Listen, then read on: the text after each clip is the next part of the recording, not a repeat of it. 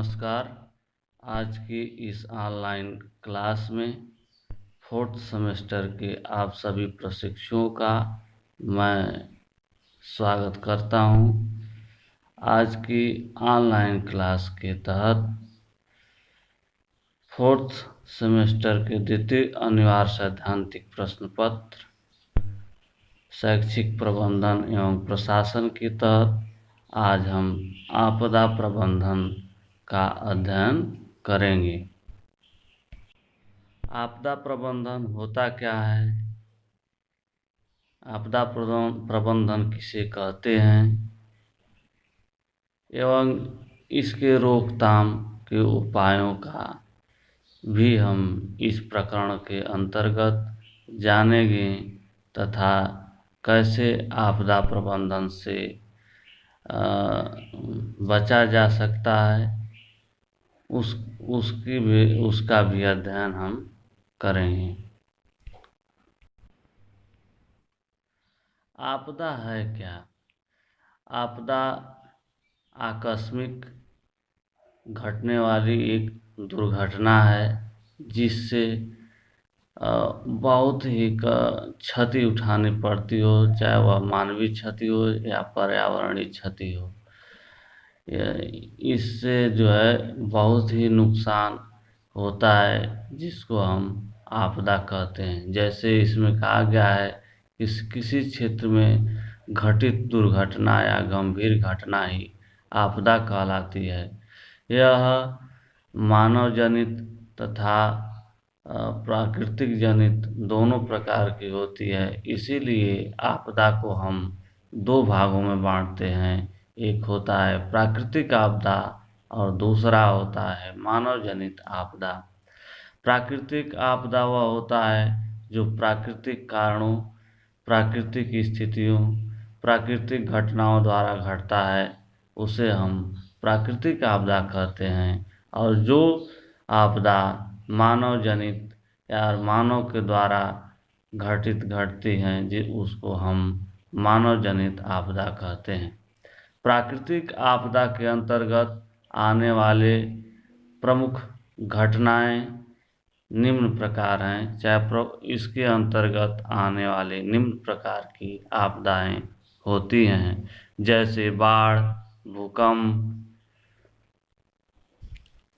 One में लगने वाली अग्नि, वनाग्नि, सूखा, महामारी, तूफान, अतिवृष्टि इत्यादि। उसी प्रकार मानव जनित आपदा के अंतर्गत आने वाले निम्न आपदाएं होती हैं, जैसे हिंसा, दंगे, आतंकवाद, मारपीट, लूटपाट, सांप्रदायिक युद्ध, परमाणु बम, हाइड्रोजन बम द्वारा घटित घटनाएं। जैसे आप जानते हैं कि नागासाकी पर जो है 1945-46 में अमेरिका द्वारा परमाणु बम से हमला किया गया, जिससे आज भी वह क्षेत्र प्रभावित है। चाहे वह प्राकृतिक आपदा हो या मानव जनित आपदा, दोनों आपदाएं का जिम्मेदार जो होता है वह मानव ही होता है। प्रत्यक्ष या अप्रत्यक्ष रूप से मानव ही दोनों आपदाओं का जिम्मेदार होता है। एक बात ध्यान दिलाना चाहूँगा, कभी कभी प्रश्न पूछ देता है कि ऐसी कौन सी प्राकृतिक आपदा है जिससे बहुत ही हानि उठाना पड़ता है, यानी इस आपदा के कारण ज़्यादा नुकसान होता है। उसके अंतर्गत आपका रहेगा बाढ़, भूकंप, सूखा, महामारी। इस तरह के ऑप्शन जब दिए जाते हैं तो इसमें जो इसका करेक्ट आंसर है बाढ़ द्वारा प्रतिवर्ष लाखों की संख्या में मृत्यु होती है तथा नुकसान होता है। स्पष्ट? प्राकृतिक आपदा को हम अंग्रेजी में डिजास्टर मैनेजमेंट भी कहते हैं और इसके अनुसार इसका जो वर्गीकरण किया गया है प्राकृतिक आपदा को, 5 भागों में बांटा गया है।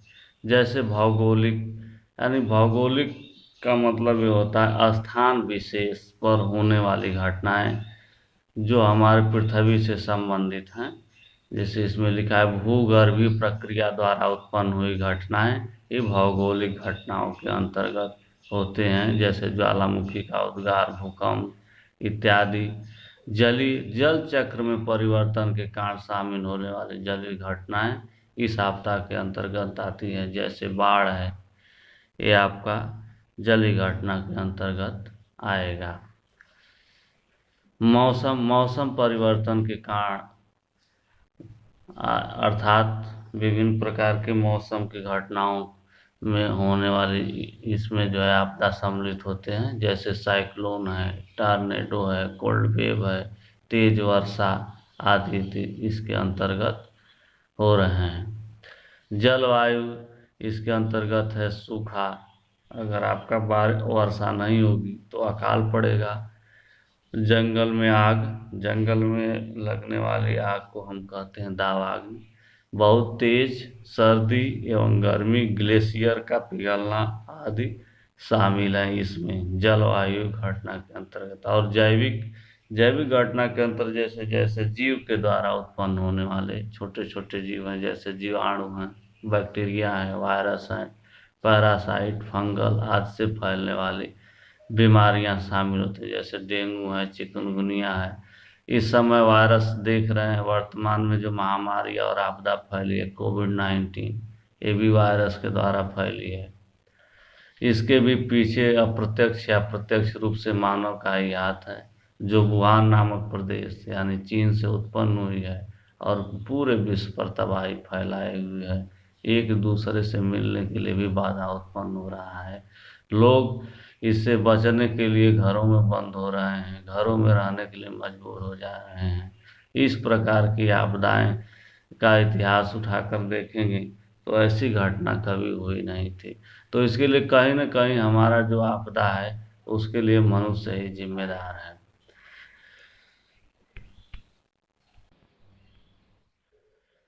मानव जनित आपदा के अंतर्गत तेजी से हमारी बढ़ती हुई जनसंख्या, तीव्र जैसे हमारी जनसंख्या दिनों दिन बढ़ती जा रही है, जिसके कारण हम वनों की कटाई करते हैं, अपने वनों की कटाई करते हैं अपनी उच्चाकांक्षा हेतु। तरह तरह की स्थितियां उत्पन्न कर देते हैं, जिससे आपदाएं उत्पन्न हो जाती हैं।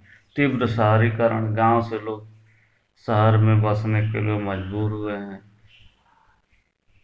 और जाने के लिए तीव्रता से प्रयास कर रहे हैं, जिसके कारण आपदाएं घटित होती हैं।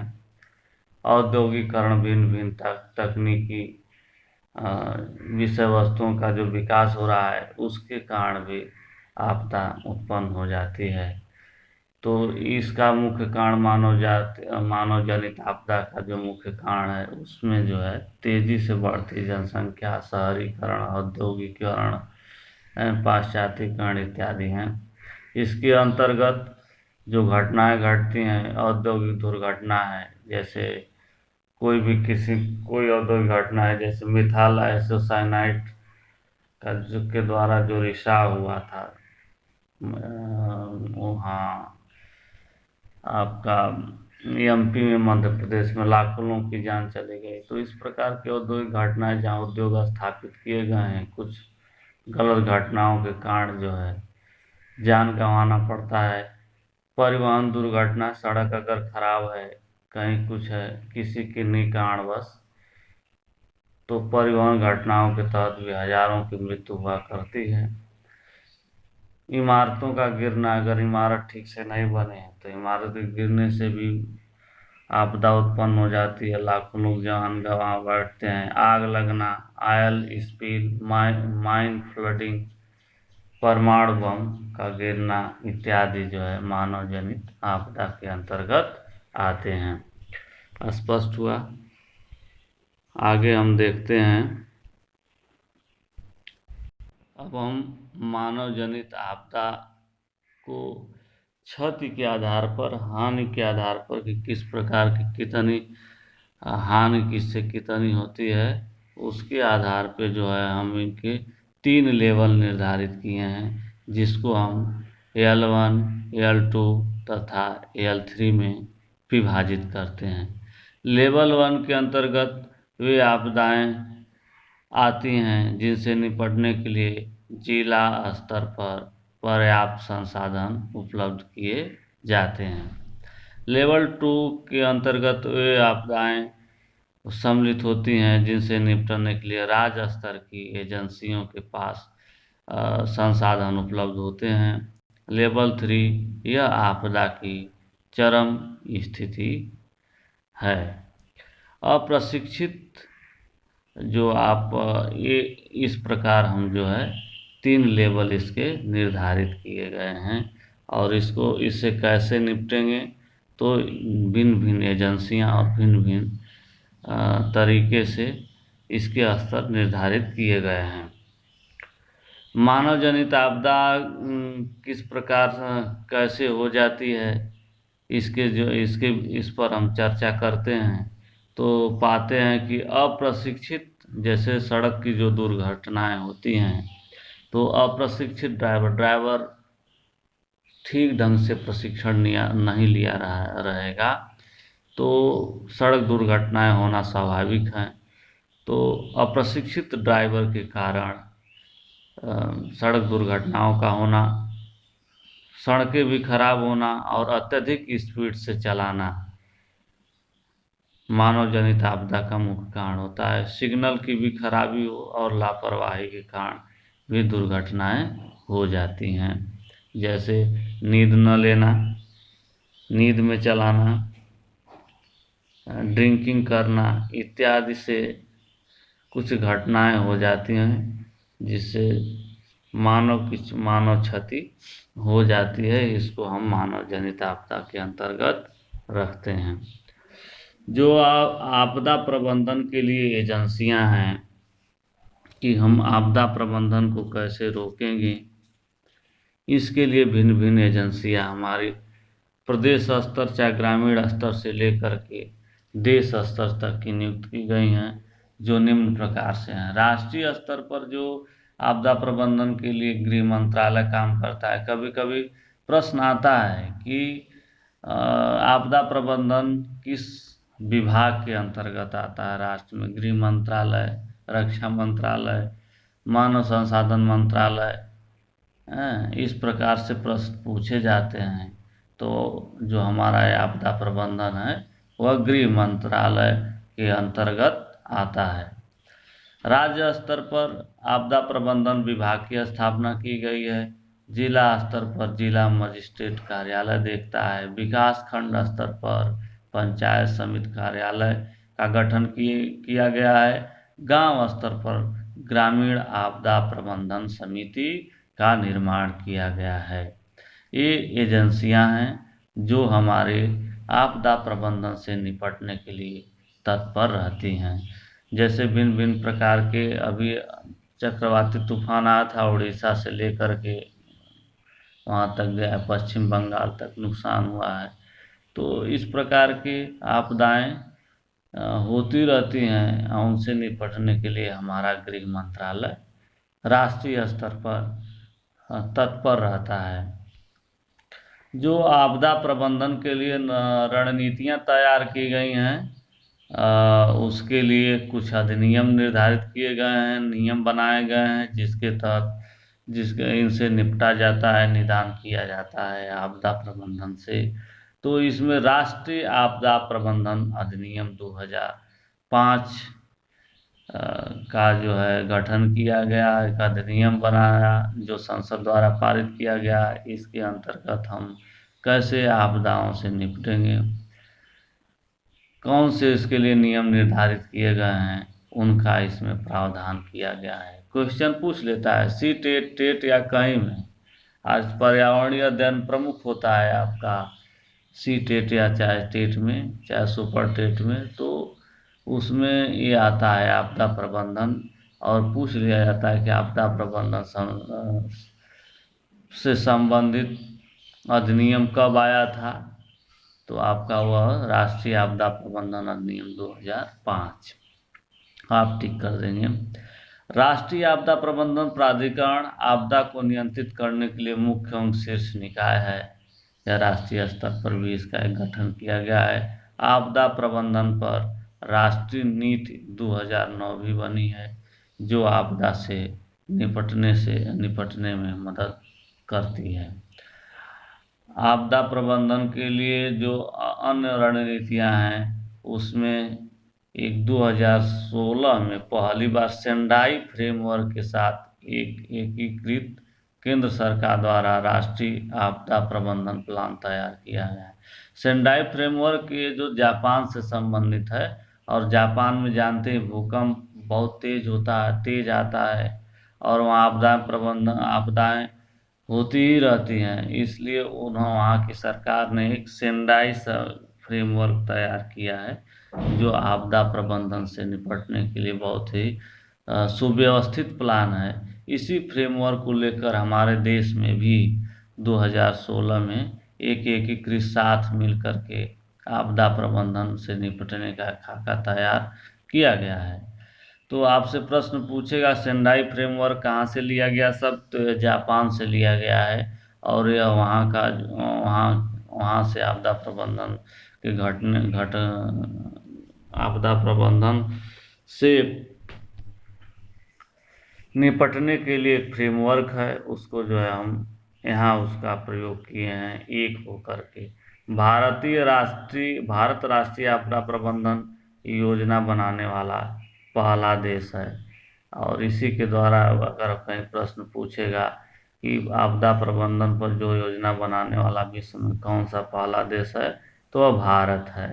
ये एक जो है विश्व स्तर पे इसने काम किया, कैसे निपटा जाए, एक योजना बनाई जाए, तो उस योजना पर भारत ने सबसे पहले काम किया। आपदा प्रबंधन की जो रणनीतियां हैं, जो अर्थात आपदा प्रबंधन को रोकने के लिए क्या उपाय होने चाहिए, तो इसमें प्रमुख उपाय 4 होने चाहिए। जैसे रोकथाम, शमन, प्रिवेंशन बहुत जरूरी है। रोकथाम कैसे रोका जाए कि आपदा प्रबंधन न आए। जैसे बाढ़ का आना मुख्य कारण इसका क्या है? तो आप जानते हैं वनों की कटाई के कारण जो है बाढ़ आ रहा है। तो प्रिवेंशन, इसके लिए रोकथाम अगर न आए तो पौधारोपण, वृक्षारोपण करें, अधिक से अधिक वृक्ष लगाएं, तो हम इस आपदा से बच सकते हैं। माइग्रेशन, समन और मिट्टी समन भी है, जो भी आए उसे तुरंत निपट लें, त्वरित कार्रवाई किया जाए, प्रतिक्रिया, रिकवरी। ये 4 जो है इस पे मुख्य बिंदु हैं, जिनके तहत आपदा प्रबंधन से हम त्वरित ढंग से निपट सकते हैं।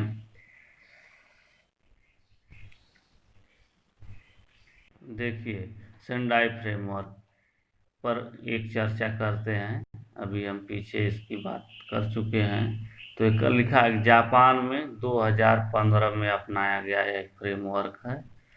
मुख्य उद्देश्य जोखिम को कम करना। जोखिम यानी वही आपदा से जो हमारी घटनाएं होती हैं, हानि होती है, उसको हम कम करते हैं। 2030 तक के लिए इसके 4 लक्ष्य निर्धारित किए गए हैं, और उन्हीं